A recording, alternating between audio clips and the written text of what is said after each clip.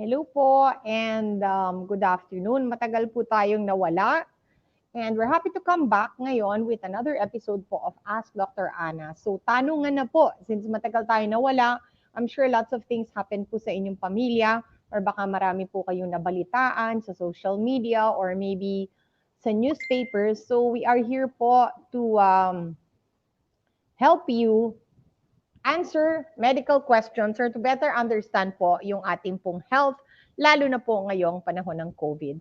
So please help us by subscribing to our YouTube channel. Kasi po mas madali pong mag-search ng mga lumang video sa YouTube. So doon po namin ilalagay. The title po of our YouTube is Dr. Ana York Bondok. Okay? So please like and subscribe and tulungan niyo po kami to reach 1,000 subscribers, please. And then also, please put your questions below, COVID and non-COVID po. Willing po kaming sagutin lahat po ng mga gumambala sa inyo. Sumakit ba puso nyo netong Valentine's? Dahil po wala ba kayong jowa? So we will answer all of those questions po. And February is Pag-ibig month.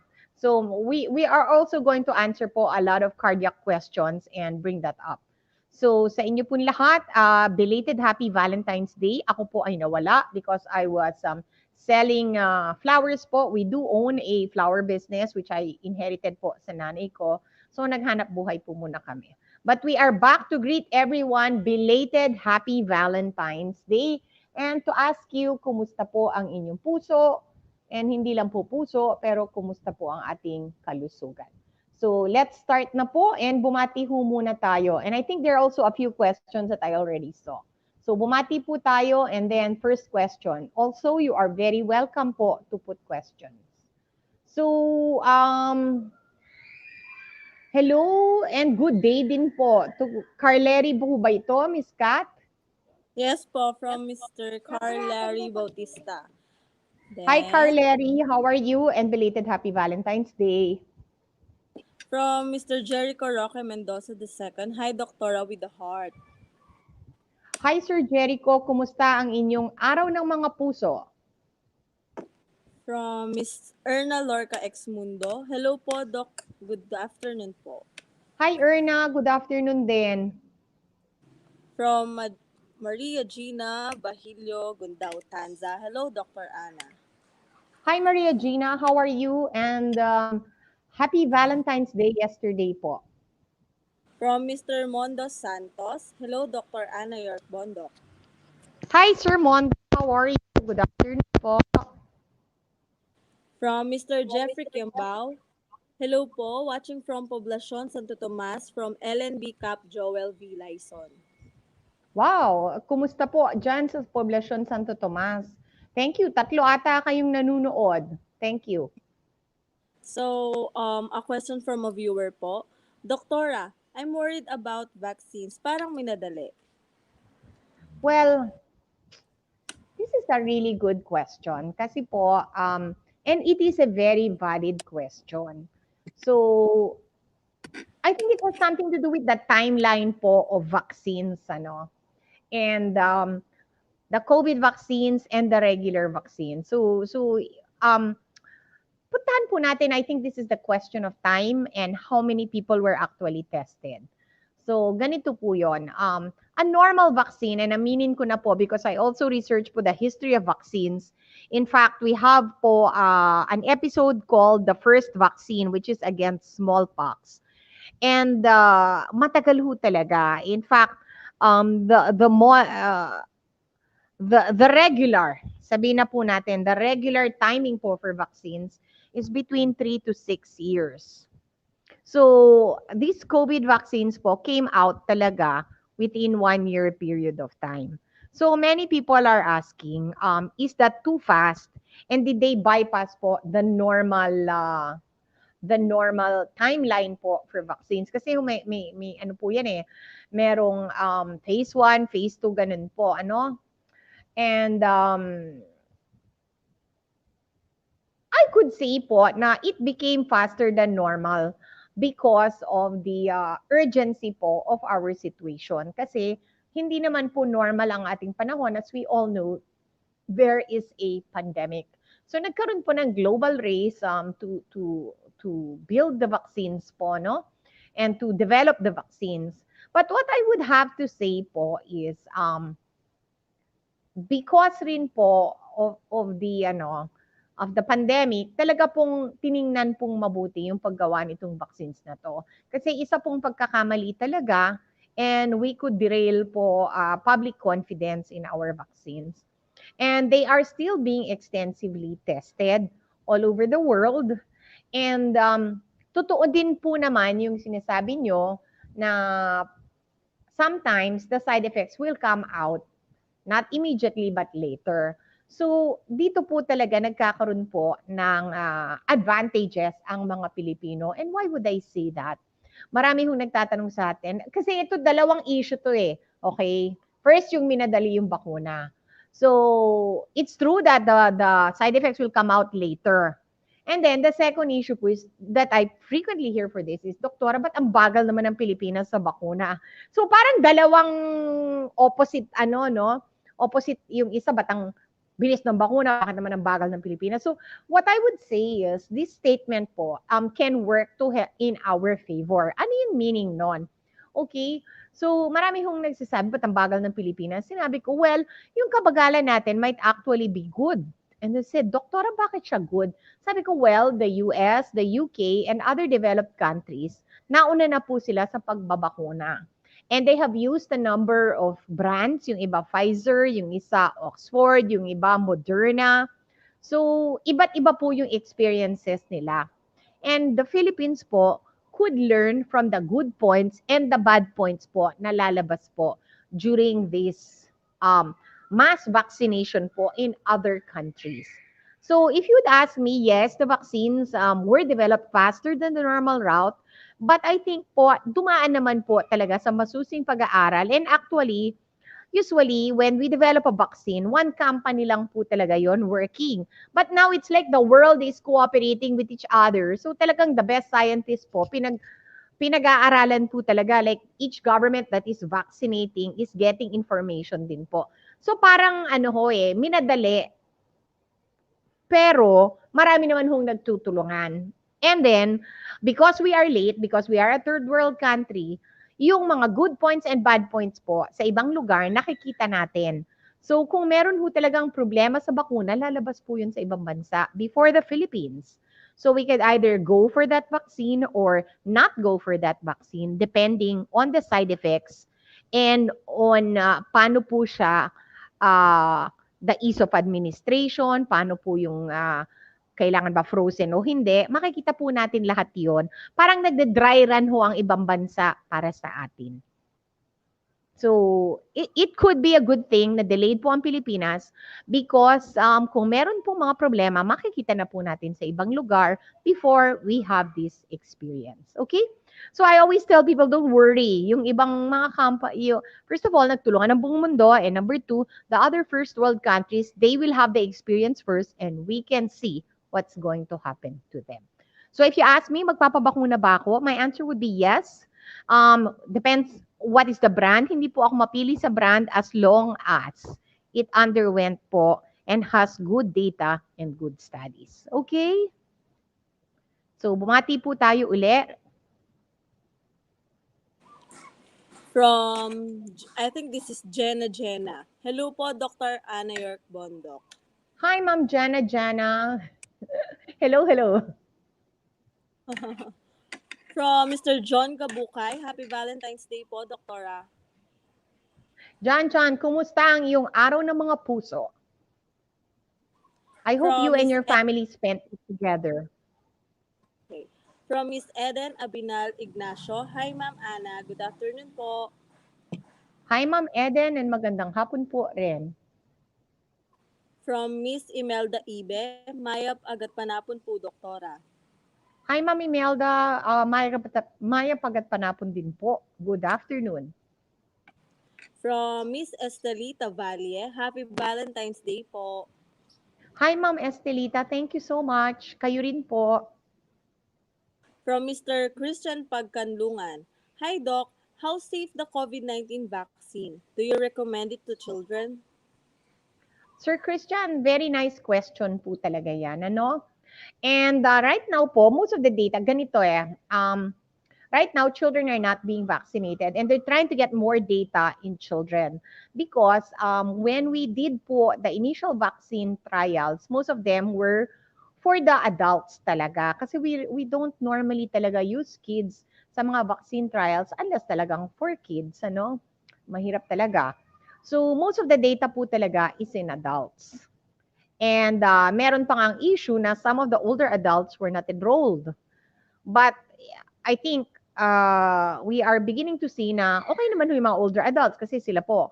Then may issue naman not enough pregnant women were enrolled. So meron naman hong mga people who received the vaccine who did not know they were pregnant. So ganun po. Sa kids, not many kids talaga po were tested. In fact, correct me if I'm wrong, I do not know any vaccine that specifically tested for kids. But the good point naman po is the kids po, sila po yung least affected, thank God, ng COVID. So, I would not worry so much. What should I do about it? I have an 8-year-old eh. Magpapabakuna ho muna kami ng tatay niya. So, we will see po muna how it affects us. And later on po, I'm sure magkakaroon din po ng data and studies in kids. And then, tingnan po natin kung ano po ang magiging labas po ng itong data, and let's wait po for the recommendations of doctors.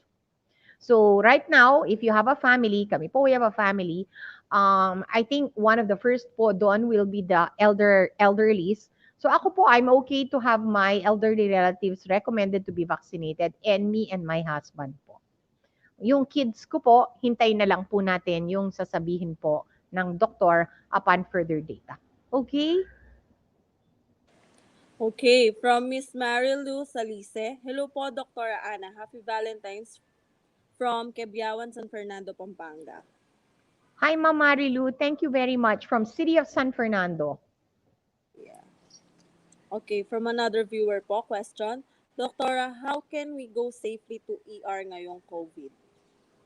Alam mo, marami pong nagtatanong talaga niyan. Some of them call up po kay Dr. J kasi natatakot po sila, nag-chest pain now, which obviously you need to go to an ER po, no? So, eto po yung ano ko. And I personally have been to the ER at nadala ko rin po yung anak ko sa ER kasi po kinaskas ng aso. So, Benji had to receive rabies shots in the ER because he was bitten. He was not bitten, he was scratched by a dog. Okay? So, eto po yung masasabi ko sa inyo regarding ER. Okay? First and foremost, isipin nyo muna, kailangan nyo bang talagang pumunta ng ER? Okay? Kasi some people po, pre-pandemic, ginagamit po yung ER kasi parang yung iba, wala namang doktor, so dediretso na lang po ng ER, ganun po. Yung iba naman po, parang tinatamad na maghanap ng doktor, so ER na lang, ganun. Ito po, rule number 1 with going to the emergency room po ngayon, i-assess mo muna yung sarili mo. Do you need to go to the ER? Like, obviously, kung binaril po kayo, sinaksak, nabalian, for example, yun po yung mga surgical needs to go to the ER. You had a stroke. Sa medical naman po, feeling mo na heart attack ka na or hindi ka makahinga, then, or kinagat ka ng aso, then we have no choice. Or yung lagnat nyo po is 39, we have no choice po talaga but to go to the emergency room. So the first question that I'd like to ask you is, do you think this is an emergency? If the answer is yes, then wala tayong choice. Okay? If the answer naman is, well, it could wait naman till morning, ganon, then the second thing that I would tell you, kung dun po kayo papunta at yun po yung naging determination nyo, the next thing that I could tell you po in that case is call up your doctor or kausapin niyo po yung doktor nyo para at least aware na po siya sa nangyayari sa inyo or sa inyong anak or sa inyong parents. Ganun po. So if you decide not to go to the ER, at least try to talk to your doctor, make an appointment po sa kanyang clinic. Kung wala naman po siyang clinic, then make pa-appointment po with a video. Meron na hong nagbi-video ng mga doktor. Okay? So, balikan po natin, yes, it's an emergency. So kung kayo po ay nasagasaan ng sasakyan, na bundol, na stroke, wala na po tayong choice talaga. We have to go to the ER or dadalin po tayo ng ambulansya po sa ER. If you are driving or going by yourself, like me, kinaskas yung anak ko ng aso, of course, you have to go wearing a mask po and a face shield. Pagdating nyo po sa ER, hindi na po dati na papapasukin lang ho kayo dati. So now you have to fill up the COVID information form. And meron pong mga ano dun yun ang tinatawag po nating health declaration form. So kailangan nyo po yung i-fill up ngayon kung kayo po ay nilalagnat, kung kayo po ay may naalaga ang may COVID.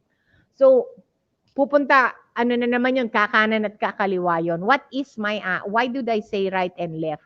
Kasi po, if the ER determines that you are a COVID risk, for example, temperature of 38, nahirapan huminga, yung kapatid nagka-COVID at wala na pong pang-amoy, mapupunta po kayo dun sa rule out COVID area or COVID suspect area.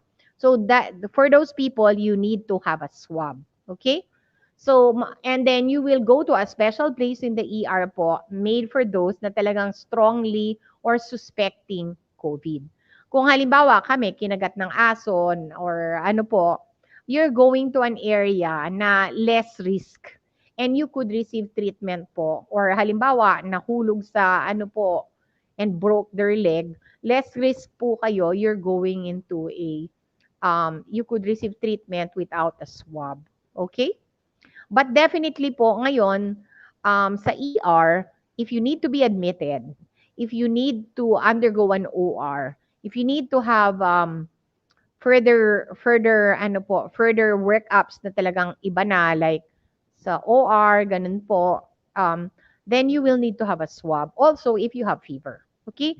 But halimbawa po, mga tetanus shots, mga kinagat po ng aso, ganon, you can receive your treatment without a swab test. Okay? So, yun po yun. That's how you could go to the ER now. Is it safe to go to the ER? Ako po, I cannot tell you that it's 100% safe. Kaya nga tinanong ko sa iyo kung kailangan mo kasing pumunta talaga, then kailangan tanggapin mo yung risk na yon. And let me assure you naman po, yung mga ospital, naglilinis, may mga HEPA filter, may nakamask lahat. Kumbaga, they're really trying naman po na to minimize the risk. But if you really need to go, then you really need to go.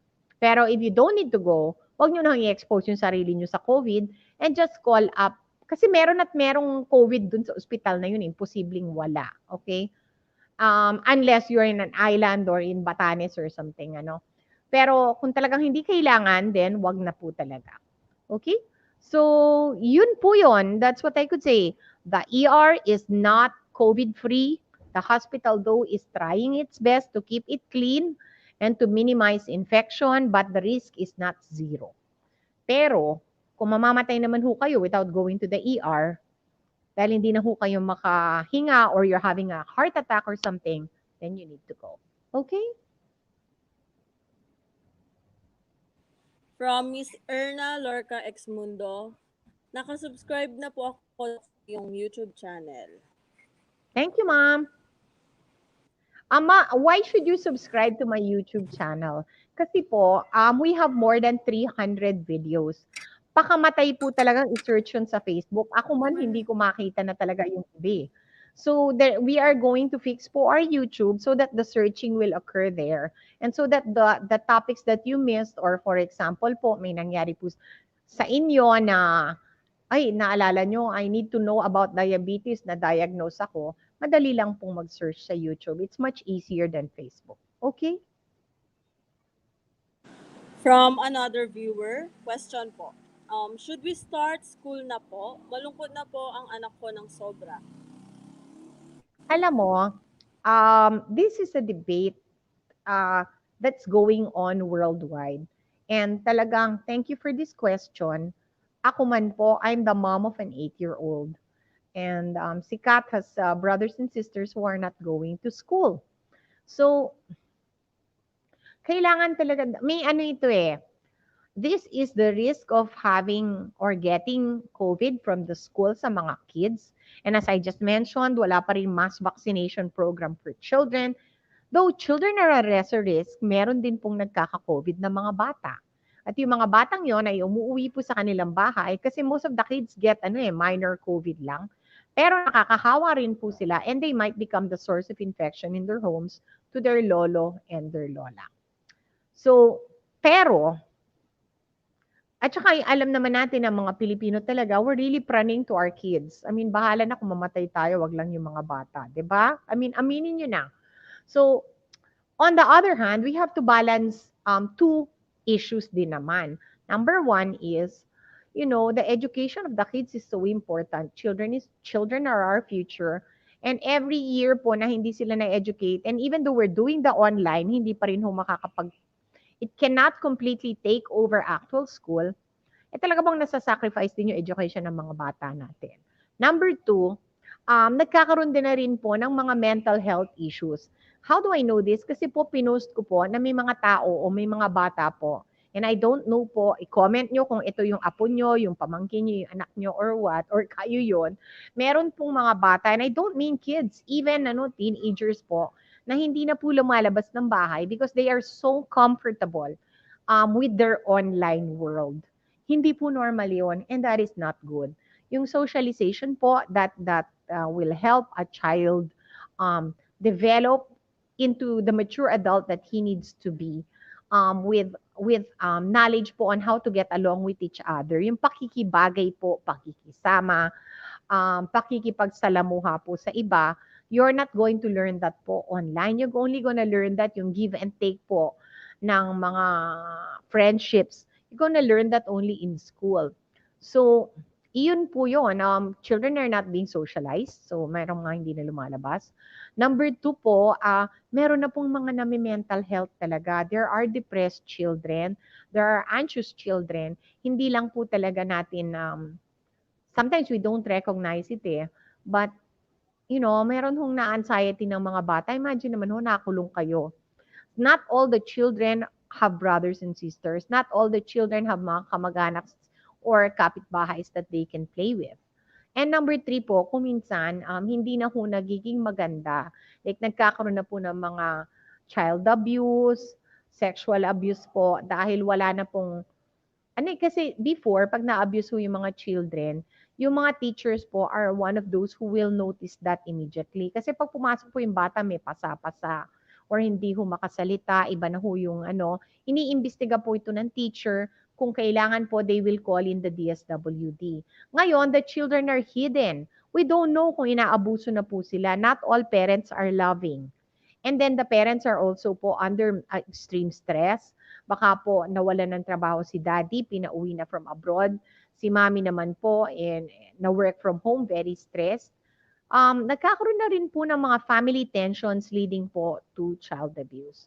And nobody can find that out because it's now occurring in the house and the children never leave. Hindi po natin alam kung anong nangyayari po sa loob po ng isang nakasusing pintuan. So, should children go to school? That's something that even doctors, pediatricians, and worldwide are thinking about. I'd like to let you know po, in some COVID mas like sa US, pumapasok ang mga bata.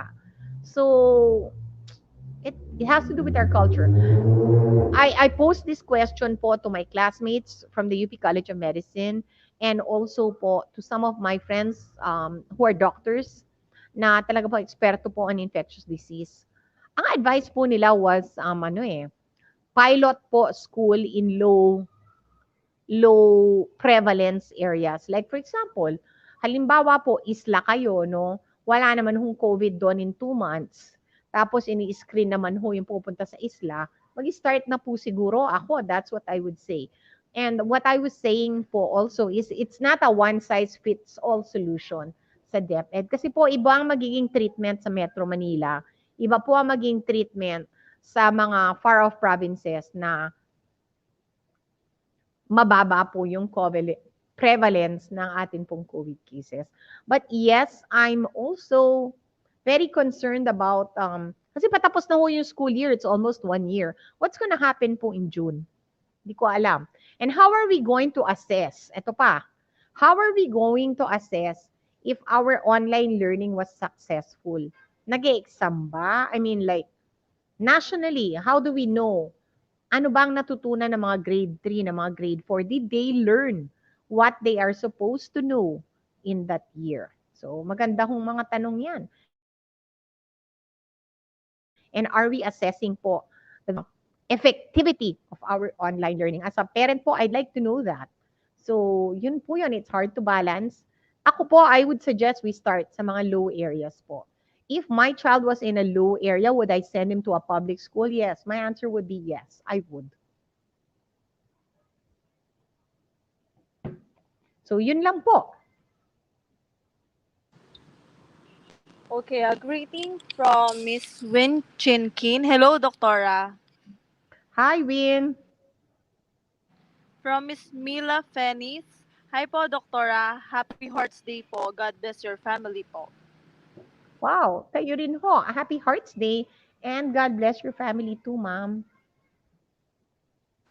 From Miss Lerma Torres, Doctora Ana York Bondok. Happy Valentine's po. Hi, Ma'am Lerma. Kumusta po kayo? From Miss Eugenia Nebrida. Hello po, Doctora. Hi, ma'am. From Miss Sonia Hernandez. Belated Happy Valentine's Day po, Doc. Ask ko lang po, kasama ba sa GERD or acid ang palpitation? That's actually an excellent question. And I have a personal interest in this question. And why would I like to ask you this? I mean, why would I tell you na interested po ako dito personally? Kasi po, yung nanay ko developed two things, GERD po and rapid heartbeat na eventually was found out to be atrial fibrillation. What's atrial fibrillation? Yung ano po, uneven beating coming from the atrium of the heart. Mahirap po i-explica, but basically uneven heart rhythm. So, I really don't know if it's related. Ito po yung maiisip ko pong relationship, okay? That might be very interesting. Two probable ano po na naiisip ko na it took me a long time to think about it. It personally happened to my mom. Okay, ganito. Ang GERD po, what's GERD? GERD is ano ho, gastroesophageal reflux disease. Let me type this so that Miss Kat can write it down, ano? Kasi it's a little hard. So I'm gonna type it dito lang po, gastroesophageal reflux. Ayan po. Ayan. Miss Kat, I place it in the comments. So please type it, no? So ito po, gastroesophageal reflux disease, okay? Ano po 'yon? That the ano po, the acid that you've eaten from your digested food comes back up po yung esophagus nyo. What is the esophagus? Yun po yung tubo kung saan kayo lumulunok. Pagbaba po nun, esophagus po yun. Okay? So, umaakyat po yun dito. Bumabalik. So, reflux pabalik. Ayan. Gastroesophageal reflux disease. Yan. Ano na lang, please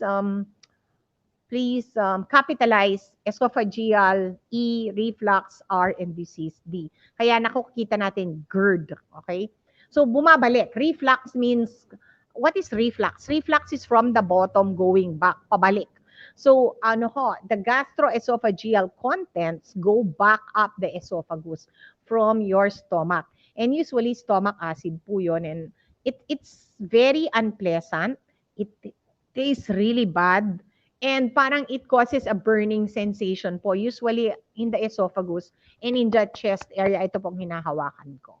So people sometimes, and this is quite well known, meron po talagang mga natatakbo sa ER. Akala po nila heart attack kasi talaga sakit po. Yung pala, it's GERD or gastroesophageal reflux disease. Okay, sa sobra pong anxiety ng nanay ko, and she was told that she had a heart condition, every time po na magkakaroon siya ng GERD or reflux, parang kinakabahan na ho siya. Kala niya po inaatake siya. Yung kanyang pulse rate dito na may measure, talagang wala, nasa 120 na from normal of 80. So feeling ko po, the anxiety of having a heart attack and possible heart attack gave her yung kaba po, the kaba gave her fast heartbeat. So, one reason po yan kung bakit po napapalpitasyon. Pag na-reflux ka, yung nervous mo na lang baka ina-atake ka, and it happened to my mom, tumatakbo talaga yung puso mo, and then tuloy-tuloy na ho, so you get a GERD attack and an anxiety attack at the same time. Okay? So that's one reason. Another second reason po kung bakit napapalpitasyon yung mga GERD is one of the substances that causes a lot of GERD, actually two po, no, is caffeine and coffee. And soft drinks. Okay? Yung sa soft drinks po, yung bubbles po nun talagang is just going up. It's just horrible. So, yun po yun. And then coffee is also known to cause reflux. So, ano po yung meaning nun? Okay? Ano yung relasyon nun sa palpitasyon? Caffeine. Caffeine is one of the conditions, one of the ingredients po talaga very, very, very well known to cause what we call po is supraventricular tachycardia or tachycardia. So, bumibilis po talaga yung kanilang puso. Yung tibok po ng kanilang puso, not because of the anxiety, but because po of the caffeine. And most of them drink a lot of caffeine, drink a lot of soft drinks, drink a lot of coffee, at yun po yung nakaka-cause po ng both GERD and palpitation. So yun po yung dalawang nakikita ko pong reason kung bakit po kuminsan nagsasabay po yung palpitasyon at saka po yung GERD or gastroesophageal reflux disease. Okay? Alam mo, dapat na talagang pag-usapan yung GERD na yan with Dr. June or a gastroenterologist. Kasi talagang ang tindi po talaga nito sa natanong. And ako po, I lived with somebody with GERD for almost 20 years. Mahirap. It's not easy.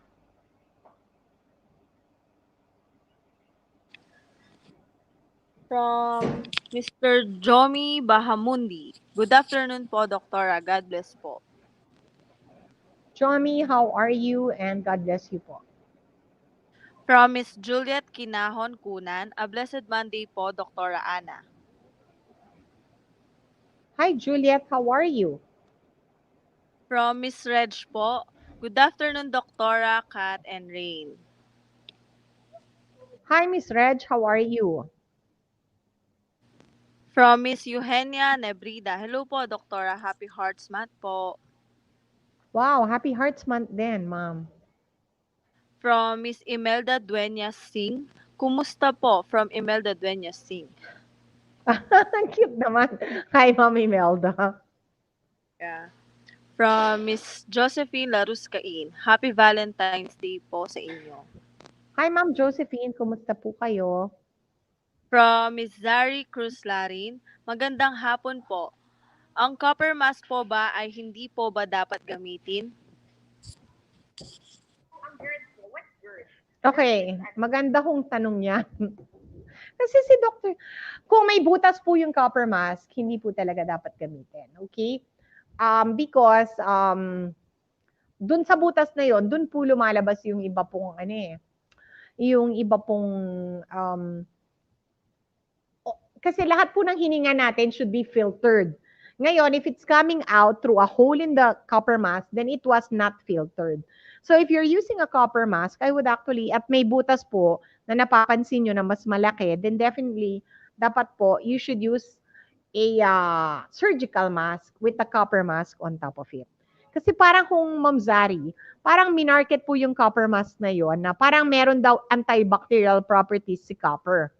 Pero upon investigation, the only thing copper pala about the mask ay yung kulay. So basically, good marketing po si copper mask. So I would say that it does not provide extra protection at kung may butas po yung copper mask nyo, then definitely hindi po dapat gamitin yon kasi lumalabas po yung hininga ng tao without being filtered at yung taong yun ay nagkakalat po ng possible COVID. So if you were to use a copper mask with a big hole or some sort of hole, then that copper mask should be worn with a surgical mask under. Okay? So yumaman po yung nagtinda ng copper mask, yung pala kulay lang po ang copper. There is nothing copper and what is in that mask. Ayan po.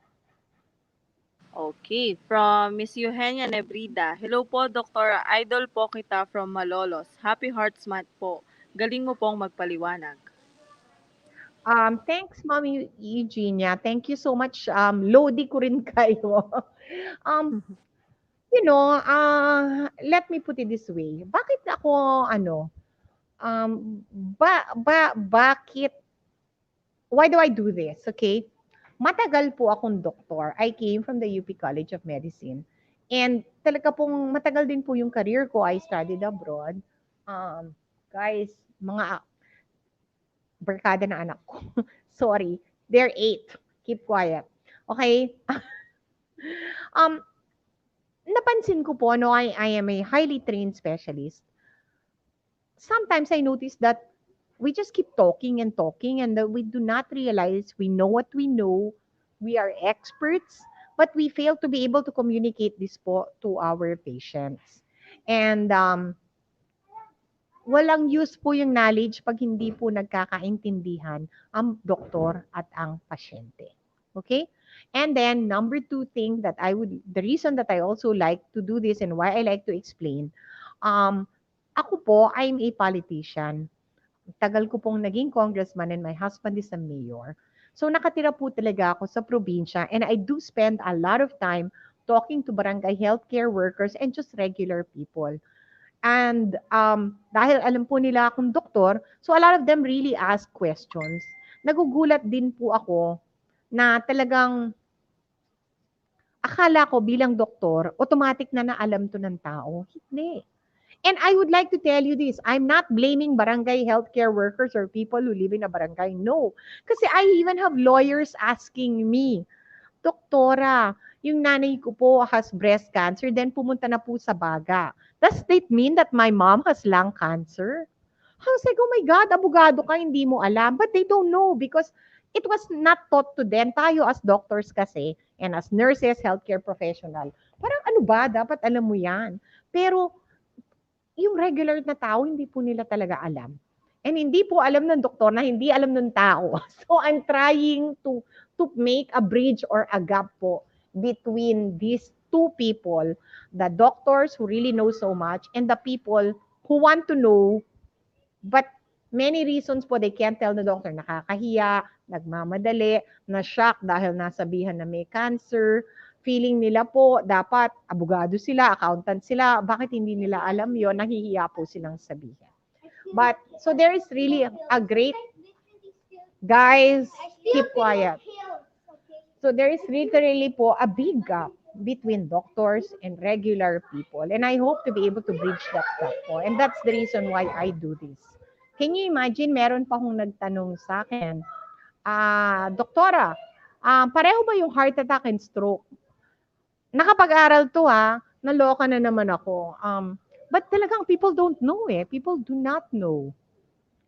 So we need to, somebody needs to tell them. And another reason rin, ma'am, na mahilig ako dito, most of the information po on the internet that we get is in English. So pwede naman ho tayong mag-research.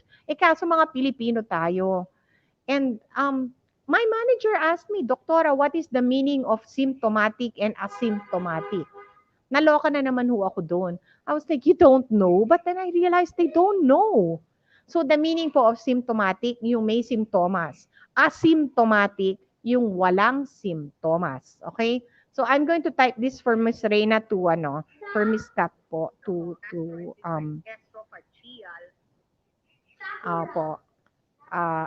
ito po, I'm going to ask them to type asymptomatic, okay?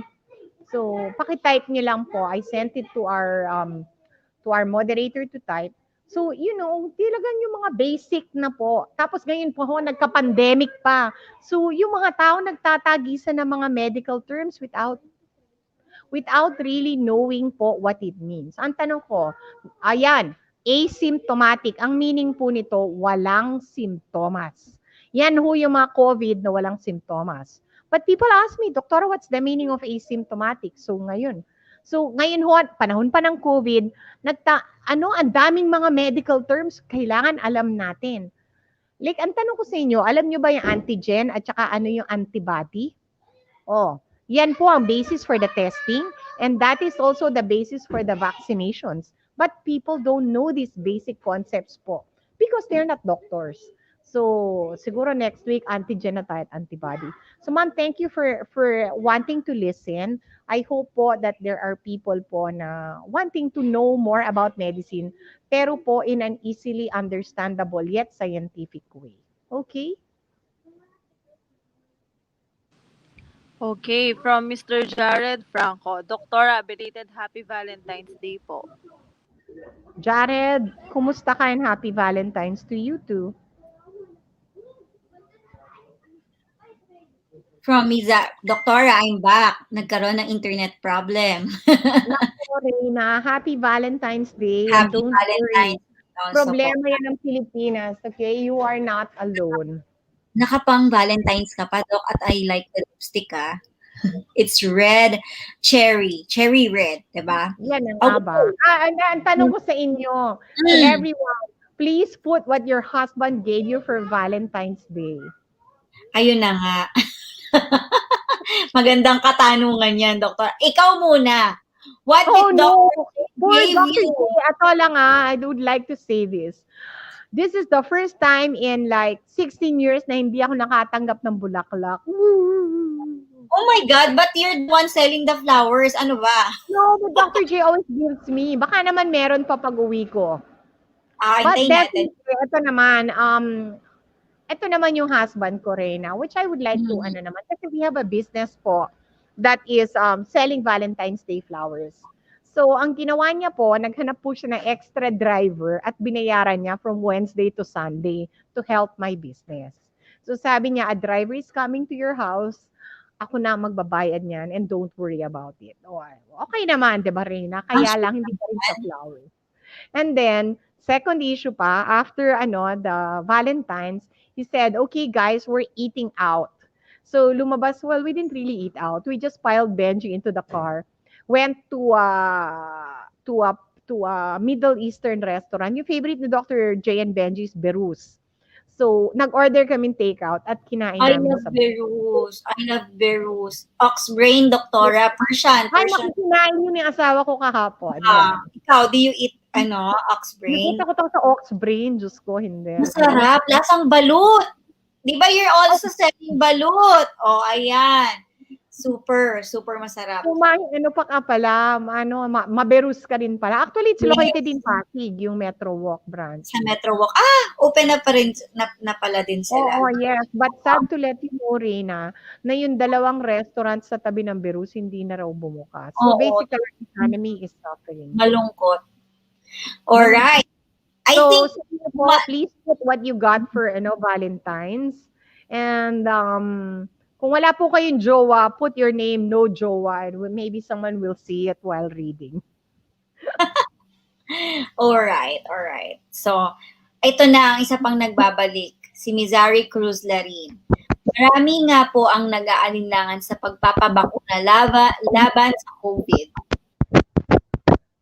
Ma'am Zari, unfortunately talaga, I have heard this so many times.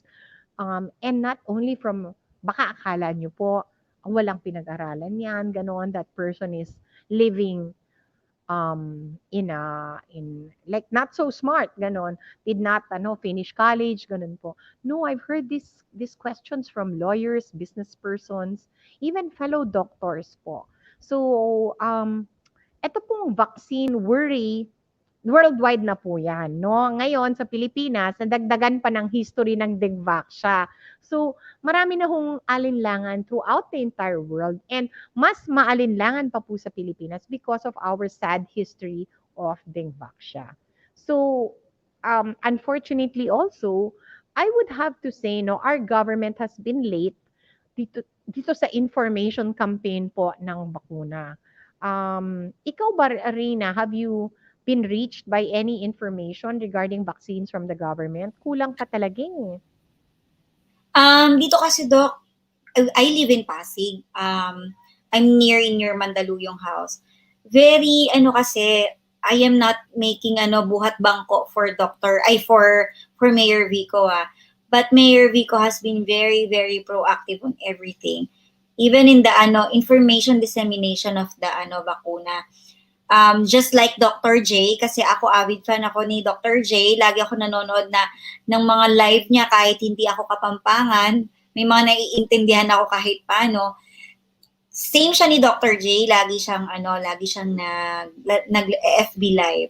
Tapos ang information disseminate, though wala pang nag-approach sa amin, I think i-announce niya kung kailan.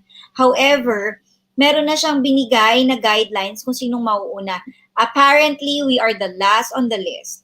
So, mauuna sila. Yes, we are last on the list talaga. Kasi kailangan na essential workers. Yes. Some LGUs have tried, pero I would say yung yung coordinated. Hindi po yung hindi po yung LGU per LGU, but coordinated po talaga coming from the national government. I have not really seen it yet. So, unfortunately, nauuna po yung mga fake news kaysa totoong news. So, yun po yun. So, we really have to do our part po as medical personnel, as informed persons, as the LGU po talaga na to spread the proper news po about the vaccines. Unfortunately, ito rin ang sasabihin ko rin na related dun sa sinabi ng tiga Malolos, okay? I have been invited to numerous vaccine forums as a makinig. Diyos ko, dahay, ang boboring. Diyos ko. Parang, andito yung mga doktor, andito yung mga mayor, wala, hindi sila yung doktor, they know what they know. And because they know it, it's hard for them to communicate it. There are very few talaga communicators talaga na bababa talaga sa pinakamababang level ng understanding ng mga tao. Hindi na nga pinakamababa, mataas na nga. Hindi lang doktor, hindi na sila. Alam mo yon, it's hard to communicate scientific principles po to persons. But we need to do it because it is an emergency po. Yun.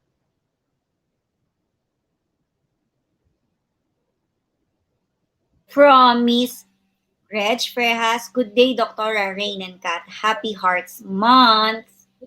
Thank you, Miss Reg. Thank you for greeting us. From Miss Win Chinkin, accident-related issues po siguro, doktora, para talaga magpunta ng ER. Oo naman, Ma'am Win. Definitely, for example, you broke your leg, you need a tetanus shot, mga ganun po, definitely you need to go to the ER. But there are also medical reasons, Ma'am, to go to the ER. For example, sakit ng tiyan po na hindi na po talaga nawawala. Though you can try na lang po muna to get some tests, eventually po, sometimes it's just so terrible, you have to go to the ER. Headache po na hindi nawawala, subarachnoid hemorrhage, so you need to go. For example po, chest pain, na parang hindi na ho kayo makahinga, and an elephant is sitting on your chest, heart attack.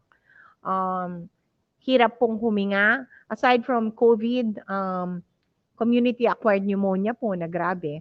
So really, there are reasons to go to the ER. Pero yung panahon po na gagamitin po natin yung ER na doon na lang tayo magpa-check up, iba na po ang panahon ngayon. Tama po yan, Ma'am Win. Number one really is accidents. Tama po yun. From Miss Josie Modelo, hi Doktora, isa po ako na dating employee ni Ma'am MPB. I'm happy to see you here on FB. Wow, that's good, Ma'am. Are you working as a florist po ngayon?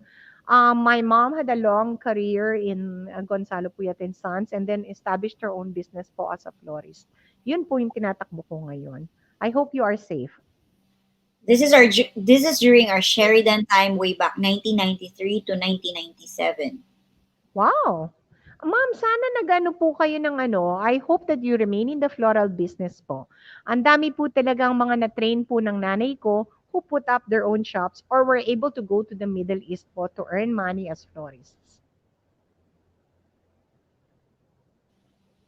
From Miss Josephine Laruscain, good PM, Doktora. Last September 2020, nasugatan po ako sa kamay ng kutsilyo. Nagpaturok po ako ng anti-tetanus. Ngayon naman po, last Saturday, February 13, 2021, nagasgasan po ang braso ko ng steel bar na nakausli sa bagong gawa na bakod. Diretsong hinugasan ko ang sugat. Binuhusan ko ng hydrogen peroxide at betadine. Tanong ko po, need ko po bang magpaturok ng Tetanus shot. Yes po, that's her question po. That is a good question. And traditionally po, that's a good question. So, 2 weeks to, 2 months, September and now, tama ba? Am I correct? Yes po, last September 2020 and the other one was in February 13, 2021 po. Wait lang let me, Okay.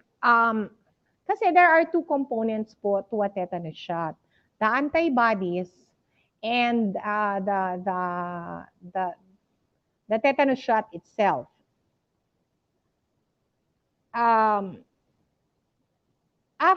Basahin ko na lang po after the initial tetanus series, the booster shots are recommended every 10 years.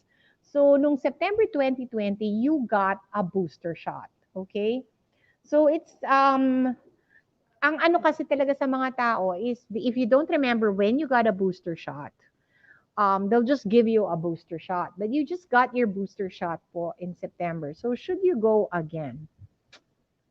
Yan I cannot really answer this, ma'am.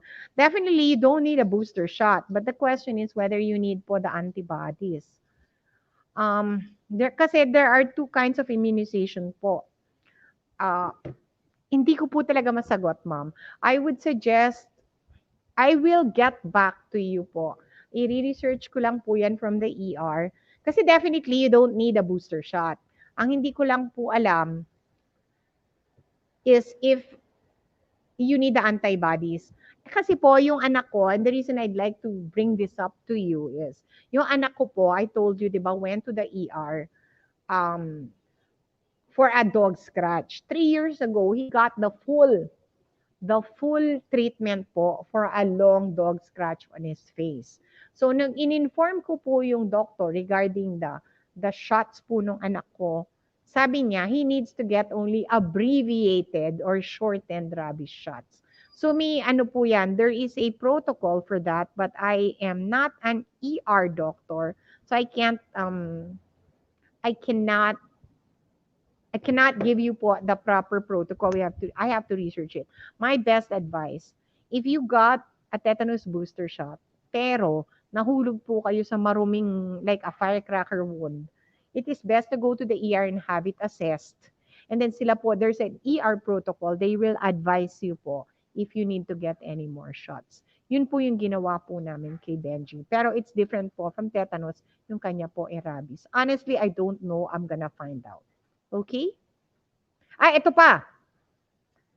If you fall down and you don't know, if you fall down on the street or ako po, I fell down on a drain I did not know po kung kailan po yung booster shot ko. Nabigyan po ako ng booster shot ng tetanus, no questions asked. So, yun po yun. Wait lang Hindi ko talaga masagot, ma'am. Ang ano ko po talaga is, I would go to an ER and get an assessment. Okay? Ako, doktora, may add ko lang. I think tetanus is, kasi, di ba, you know naman na may mga aso din kami dito na alaga. Definitely, pag nakagat ka ng aso, kailangan mo din magpa-tetanus shot. Yes, tama yun. Yes, every time na nakakagat ka, back to zero ka kahit may anti-rabies ka na. Kahit naturukan ka na ng anti-rabies before, tapos nakagat ka ulit. Kasi yung pamangkin ko, thrice na siya nakagat on a different timeline. Each of these are different timelines. Back to zero siya, anti-rabies again, and ilang shot yun and anti-tetanus again. Yun lang. I-add ko lang po. So, yun po. Okay. From Mr. Albert C. Guevara, good afternoon po. Albert. From Miss Wency Bautista Encinas. Hello po, Doktora. Very Hi, Wen. informative po. Good job, Doc. God bless po. Thank you po. From Miss Nancy Giron Larin. Hello po. Happy Valentine's po.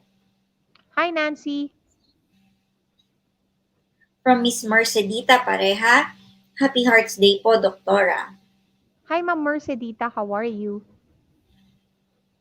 From Miss Josie Modelo. Hi po, Doktora Ana York Bondok. Belated Happy Valentine's Day.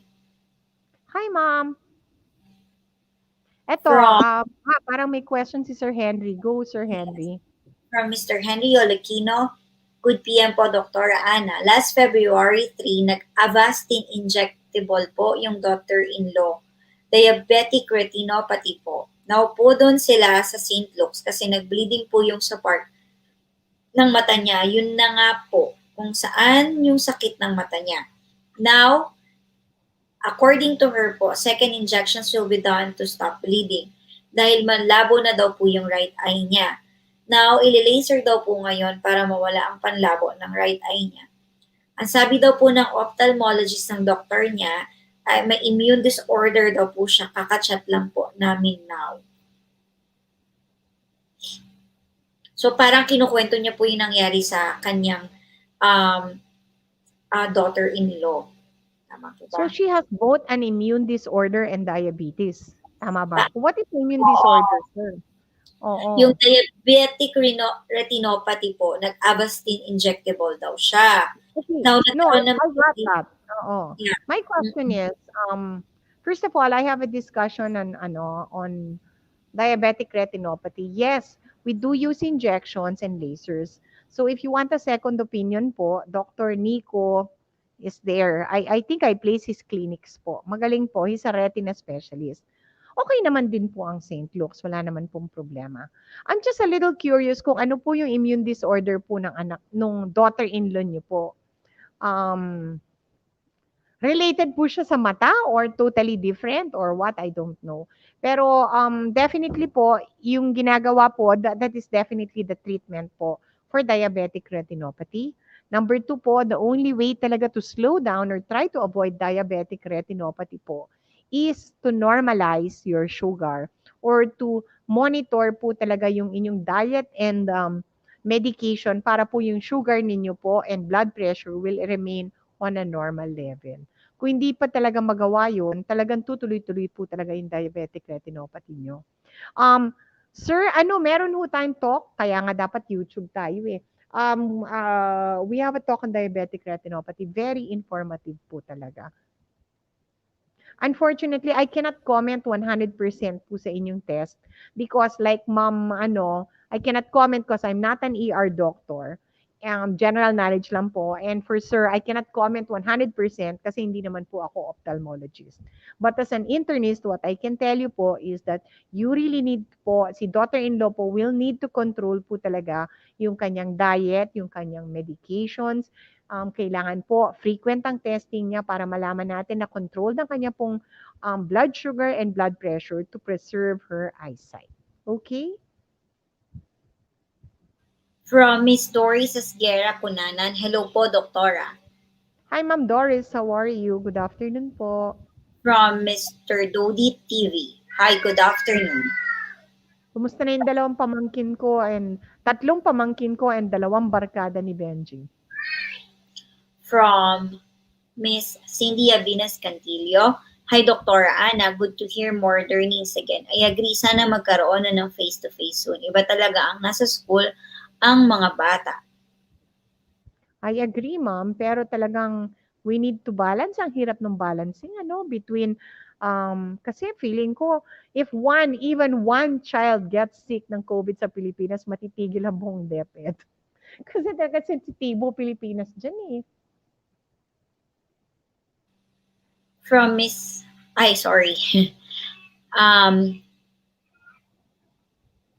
from Miss Eden Inting Acero. Hi, Dr. Ana. Good PM. Watching from Hong Kong po. Wow, kumusta po? Alam mo, ma'am, thank you for greeting us from Hong Kong. Hong Kong is actually, I think, doing quite a good job po sa COVID, ma'am.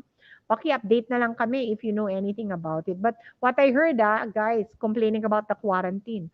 14 days lang sa Pilipinas. Alam mo ba sa Hong Kong, yung mga foreigners daw, 21 days. From Miss Patricia Uhano, magandang hapon po, Doc. Hi, Ma'am Patricia. How are you? From Mr. Belen Nick. Happy Puso Day, God bless. Shout out naman po from Jeddah. Wow, ang layo ni Ma'am. Please, I hope that you had a good and happy Valentine's po sa Jeddah also. From Mr. Go Asher Austin. Gandang araw po, Doktora. Hi, Mr. Austin. Thank you. From Miss Alicia Latoha Musni, watching here, San Sebastian Barangay Council. Hi, kumusta po? Magandang hapon sa mga tiga San Sebastian, San Luis. From Miss Jocelyn Flores Liwanag, hello, Doktora. Hi, Jocelyn. How are you? From Miss Nina Rachel, good afternoon, Doktora. Happy Valentine's Day po. Ask ko lang po, kung possible po ba maalis ang maintenance medicine po if hindi naman po siya hina-high blood. Like sa mom ko, yung losartan po. 2 years ago, her doctor gave that maintenance medicine. Di na po siya nakabalik ulit since nagka-COVID po. Possible po ba yun? Salamat po. Ma'am, it is possible. It would help us to know po kasi what were the circumstances na nangyayari sa nanay mo when she was given the losartan, okay? Ano bang nangyayari sa buhay niyo noon? Kasi normally, I get a lot of people asking me, Doktora, can I stop na my high blood? And then, medicine. And then I said, you know, a lot of my patients, sabi ko, Ma'am, yun lang po ang pumipigil sa inyo na magkaroon ng high blood, okay? So, kung titigilan po natin yung whether losartan or whatever gamot, pag tinigil po natin yun, pabalik po yung high blood nyo kasi unfortunately, high blood and diabetes and things like that, they are never cured. Di po nawawala yan. Once you have high blood forever. Okay? Ngayon, okay, kaya ako tinatanong, what are the circumstances kung kailan po kayo, kung paano po kayo na-diagnose ng high blood. Kasi for example, ito, sabihin niyo po your mommy is 5'3" and 250 pounds 2 years ago. So, na-start po siya ng losartan. Within 2 years po, naging 130 pounds na lang po si mommy. So, it might be possible po because may nagbago po sa buhay niya. And then, never ate taba anymore and stuff like that. Does not eat toyo or any salty foods. Talagang nagbagong buhay is what I'm trying to say, Reina. Kung may nangyari pong ganon, and actually, nagiging low blood na nga sa losartan, then ang gagawin ko bilang isang doktor po, babawasan ko po unti-unti yung losartan at titingnan ko po yung blood pressure ni mommy kung tumataos o nagme-maintain. Kung nagme-maintain pa po, de unti-unti po nating bawasan yung losartan until 0 na po. Okay? But, if your mom is 200 pounds 2 years ago on losartan, bumaba yung BP, and then today, 200 pounds pa rin siya, she needs the losartan, okay? So what I'm trying to say is, we can remove medications if something has changed in the lifestyle and in the condition of the person. Pero kung pareho pa rin po, halimbawa naka-losartan na si mommy, 150 pa rin, hindi ho pwede yun, okay? Or from 180 naging 150, hindi pa rin, kulang pa nga po yun. So, if you really insist to take off the medication, and let's say, dati po, high stress yung trabaho nyo, ngayon, work from home na lang, pabanjig-banjing, feeling nyo stress gave you high blood pressure, ang magiging solusyon ko po talaga dyan, if you really insist, is to titrate. Anong meaning na yung titrate? Titrate, unti-unti pong ibaba habang tinitingnan po kung ano po yung blood pressure reaction ng tao. Okay? Hindi po yan ititigil ng ganun-ganun lang. Babalik po yung alta presyon niya. Okay? From Miss Jocelyn Flores Liwanag. Hello, Doctora, watching from Macabebe, Pampanga. Hi, Ma'am Jocelyn. So, Miss From, Reyes, tanong ko lang, marami pa ba tayong tanong? ay, konti na lang to, Doktora. Kasi I need to join my online dance class at 5:15. Okay ba? Okay. Okay tayo dyan. From Mr. Ileto Gomez. I need to lose weight. Okay.